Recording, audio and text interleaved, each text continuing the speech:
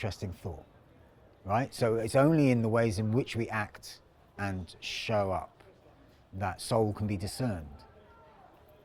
I want to start with this little painting, right? I don't know, can you see it? I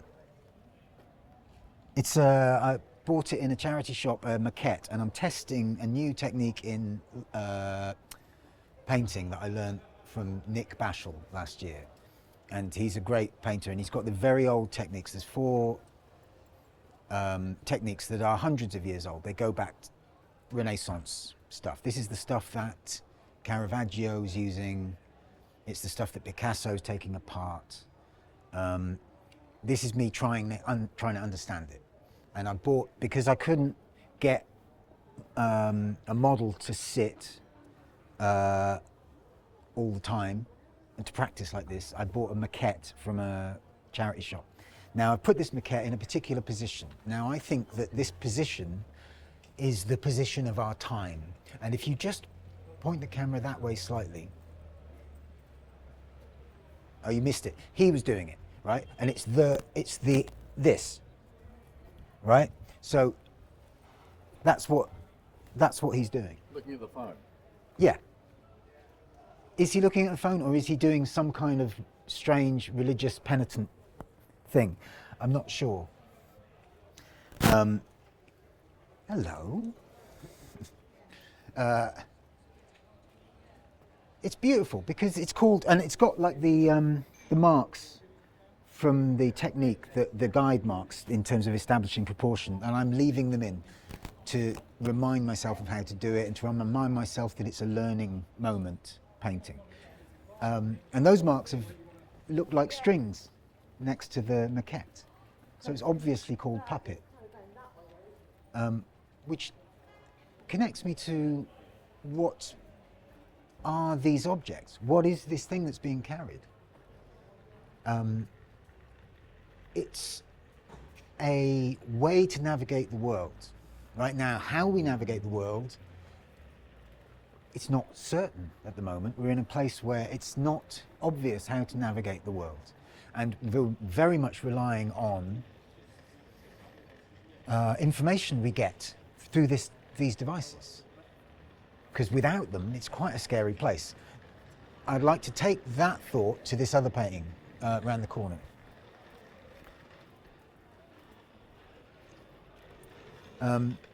I haven't done one of these for about 3 years. It's the first one I've done for 3 years.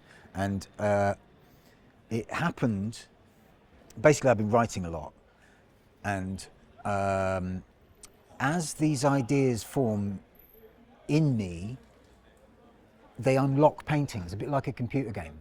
It's like as I get to the end of an understanding, a painting crops up as a prize, and this one appeared very quickly in like 4 days, which is the fastest I've ever done one of these paintings.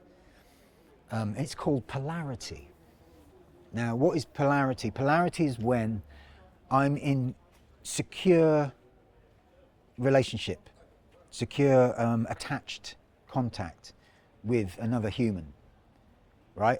Or a god, or a smartphone. Right now, smartphones are designed to securely attach to us. We want to, this interface is so intuitive. Now, some human relationships are that intuitive, right? And that's when we feel like we're in love, or we feel like we are safe and part of a family. This has all of those things in it. And there's a lovely little clue as to why it's called Polarity in an accident of paint in the buggy. I don't know if you can see that there's a little yin-yang symbol there that I did not intentionally paint that appeared. And that's the symbol, the ancient symbol of polarity.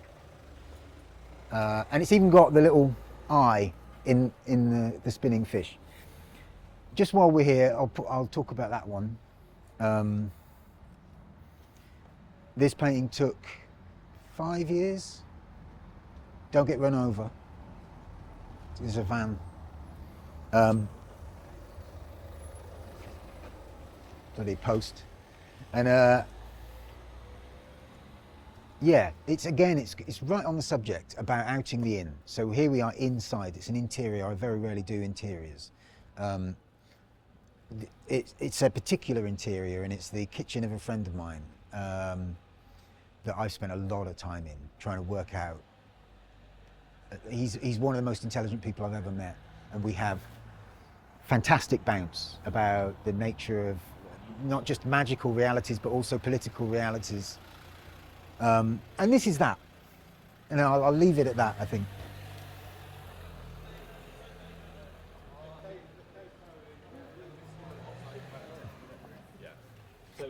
Sam, Hi. you can come in and have a look. Yeah. Thank you.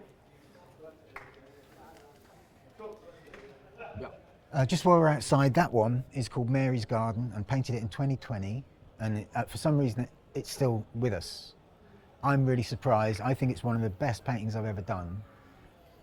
It was the beginning of the hiding of a very obvious face in a painting. Like, I suddenly realized that it's possible to put a completely blindingly obvious human face in a painting and no one sees it. It's like, whoa, hang on, aren't we all about facial recognition? No, it turns out if you do that, it vanishes. Because we're not expecting people to float by us like that.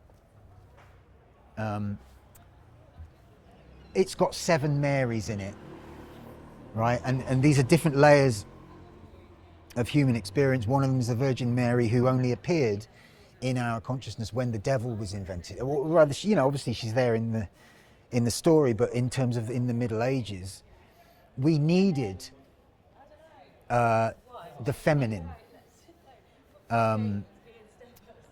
And she came to occupy the position occupied previously by Isis, by Venus, and the balance to that is Satan, is in the Middle Ages, the devil coming out. So this was done at a time when the devil began stalking our society. And obviously you've got Silver Bells and Cockle Shells. There's a song called A Message to Mary by the Everly Brothers that I sing with my daughter and my friend Seth. And that's about being in prison. So it's like 2020, this is the painting of 2020. Obviously, Typhoid Mary, you know.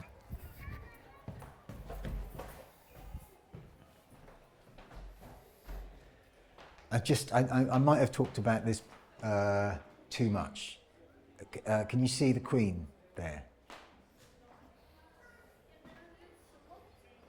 Right, it's an interesting question because it's not the Queen. It's a painting of the Queen.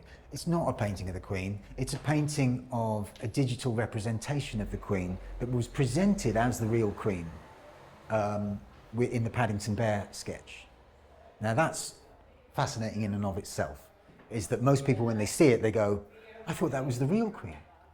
So I'm not necessarily trying to sell this painting.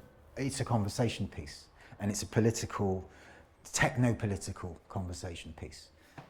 This one is one of the newest, and it's sort of concurrent with Polarity out there. Again, you've got the face on the side, hidden thing, but this face is my face, and it's a self-portrait I painted 11 years ago. Underneath the street scene, the ghosts. I mean, there was a brilliant poet that came in earlier called Brendan who called them ghosts. And he's right, we're haunted as we walk around the street by not just our own ghosts, but by the ghosts of industrial living. This painting is called Cutting the Cord. It's very powerful for me right now because I'm realizing how easy it is to live according to someone else's rules because I keep honoring them, right? And I think in this setting, currently in our place in space and time, we need to cut the cord almost everywhere. I don't think there's much that can be trusted. And certainly as AI becomes more sophisticated, it's possible for it, if we allow our channels to be limited to the visual and the audio, it can pretty much mimic anything it wants. So it's almost essential to develop the habit of cutting the cord, right? Which is what this is about. This is again a bit older, it's 2020. It's a response, or rather it's inspired by Dame Frida Harris, who worked with Aleister Crowley to make a deck of tarot cards, which I first got, the Thoth deck, in 2019. And they're amazing. The loudness.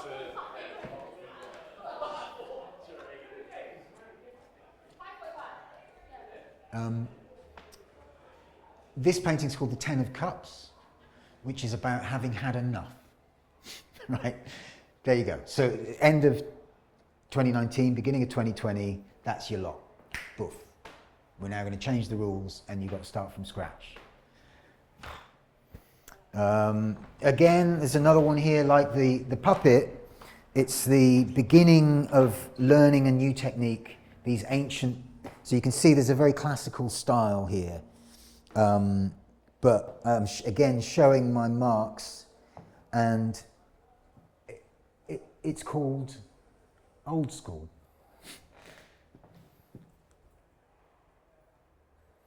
Onwards. Another one similar, but this time I had gone to see Cézanne. There was a Cézanne show at the Tate, and I bought my first sable paintbrush. It cost me £60, right? And these are the first marks I made with it.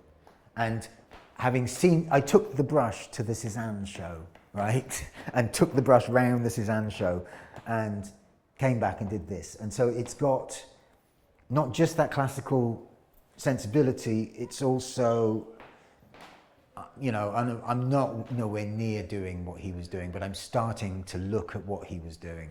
And I think there's tons still to do in this area.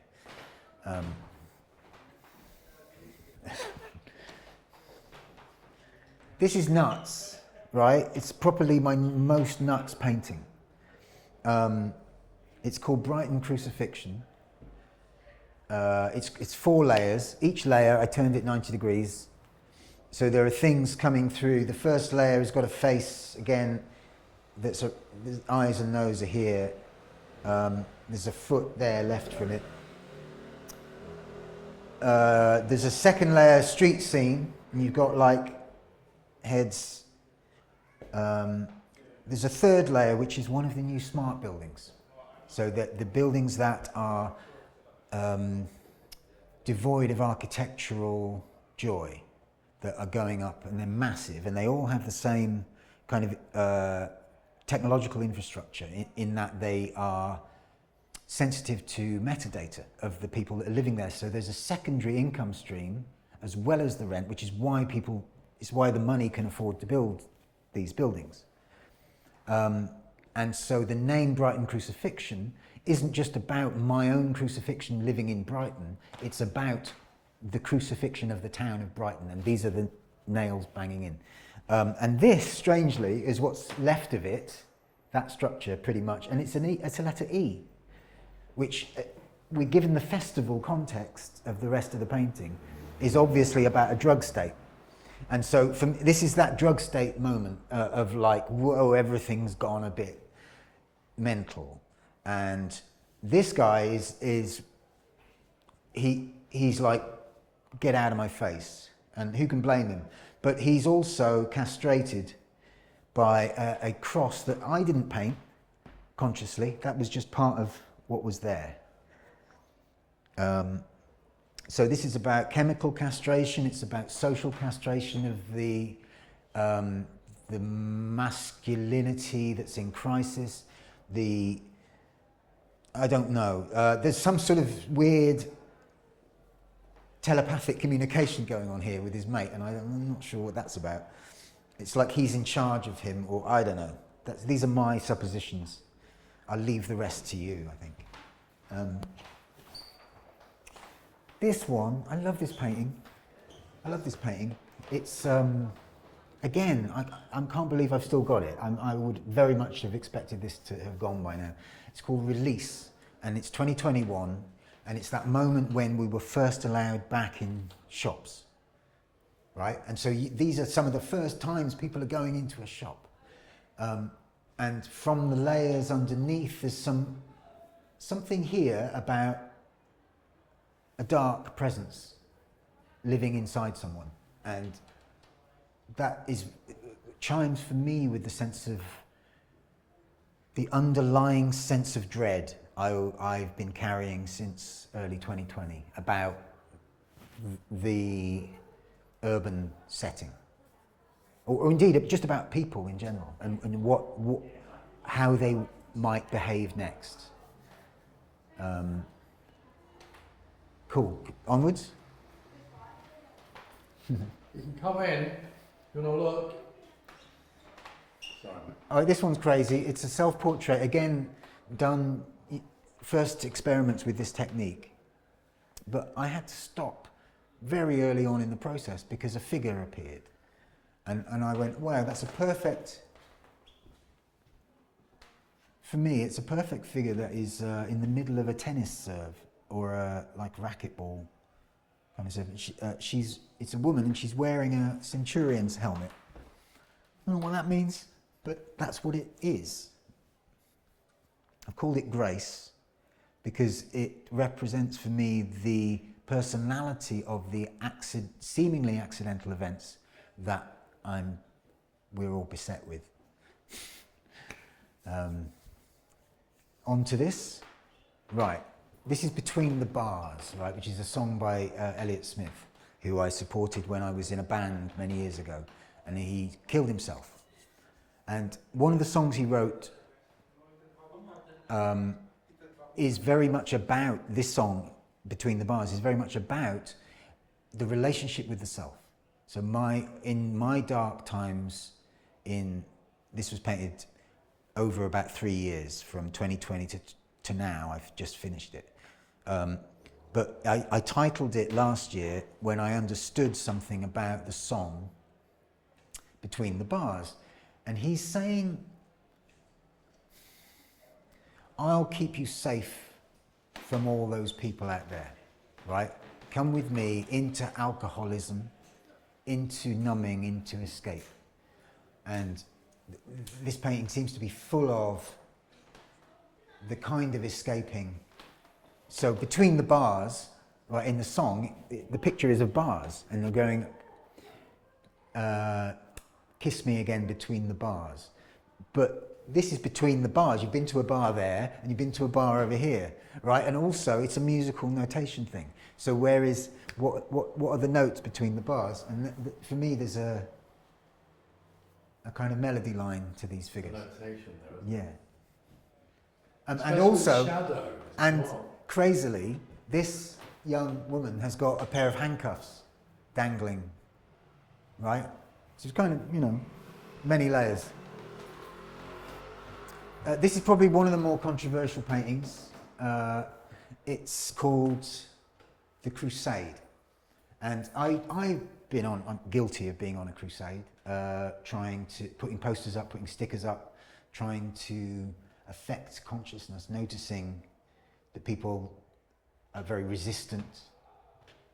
This is a group of Extinction Rebellion people putting up a poster, and they've got his bucket, and he's staring at me. And then the figure underneath is very much a Greta Thunberg, what's the word? I don't know, martyr figure. Is what it is. This one it's called Keep Up. And for me, the women in it are saying to the men in it, keep up. And I think that's been true for decades, that the work women did about self-realization, men just kind of hoped they'd stop. And while I've been doing the work of self-realization, I've noticed a lot of other men don't seem to have been doing it. Obviously, I've got more to do. We've all got more to do. Looking at sometimes how strong and how on it, particularly women can be, and particularly my daughter. And they're very inspiring. And I'm going, right, I want to keep up. I want to keep up and be on a level. I don't want to be playing catch up. I want to be at the same level. And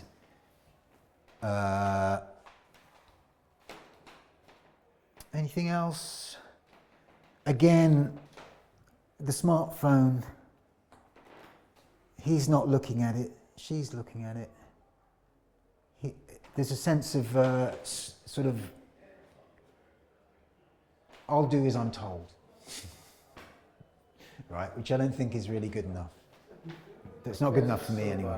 Continuity of your protest throughout the thread of this exhibition. Sure, I haven't got a voice apart from in these paintings. So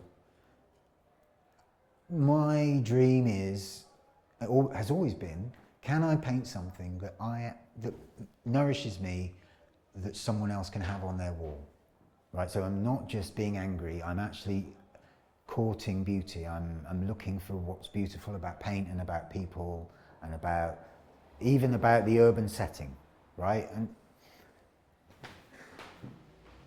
have we done this? We haven't done this yet. Okay. It kind of takes us on. Yeah.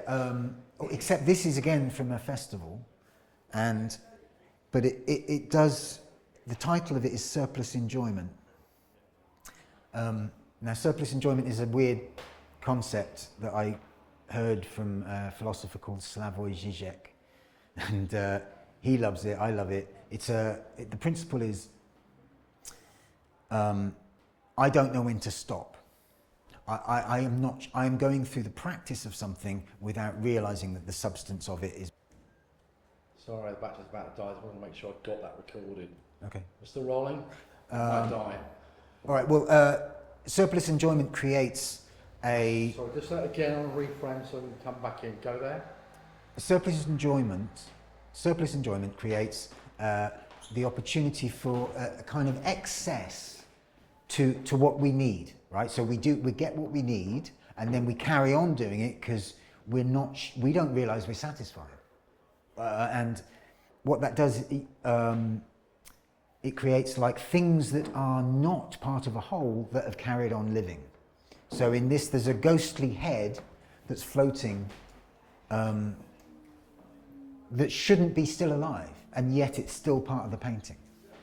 And at the same time, what we see is these kids who are quite privileged. It's quite a wealthy young people's festival, and they're sort of having a bit of a miserable time and sort of arguing with each other and going, I don't know, whatever it is, that first morning after the night before, and they're all like young and privileged and well dressed, but not quite able to have the party they deserve because they're trapped in their expectations of it being a particular way.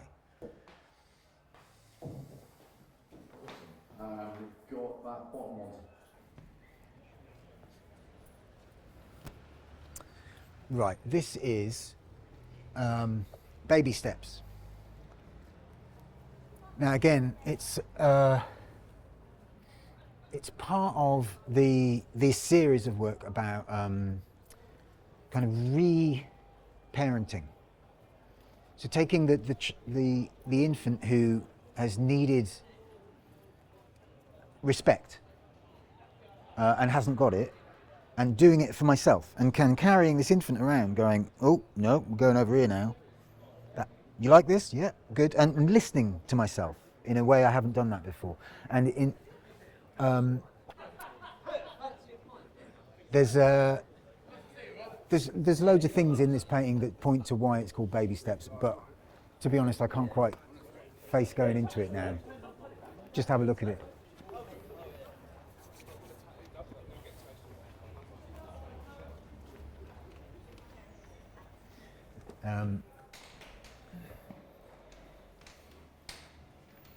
Right, do you want to have a look at that one?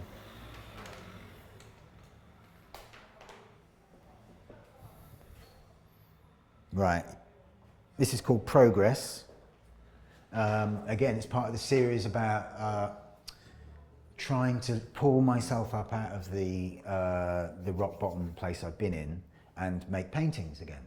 And finding myself making paintings, and as an added extra, I found this as a canvas in the street and painted a figure over it. Now, I'm going to show you what it is underneath, if you want to see. It's a steam train. And you've got some very proud, like, steam train operating men. But that's invisible when we turn it like this.